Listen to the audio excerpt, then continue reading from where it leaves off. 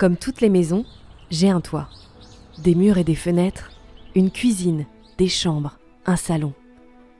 Et comme dans toutes les maisons, ceux qui vivent ici ont des besoins différents. Certains aiment lire, d'autres jouer. Et comme dans toutes les maisons, chacun a un rôle à jouer.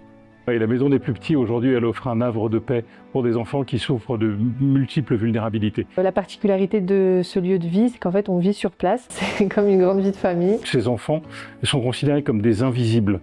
Aujourd'hui, ils ne peuvent pas être pris en charge par des familles. Il n'y a pas de lieu d'accueil comme le nôtre qui soit adapté à des enfants qui sont souffrant de handicap. Et donc, la maison des plus petits est quelque chose d'unique en France. On est dans un bel environnement. Pour moi, c'est le plus important, sachant que c'est des enfants qui ont vécu pas mal de traumatismes, qui eux-mêmes sont en train de subir leur maladie. Donc je trouve que la chose la plus importante à faire, c'est vraiment de leur offrir le meilleur. Je sais ce que vous vous dites. Dans cette maison, il y a des petits malades, des enfants fragiles qui doivent être chouchoutés. Alors oui, ici, on chouchoute. Ici, on cajole. Ici, on prend soin.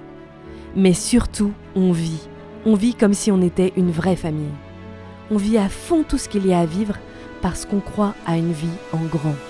Ce qui fait que notre structure elle est spéciale, c'est les enfants.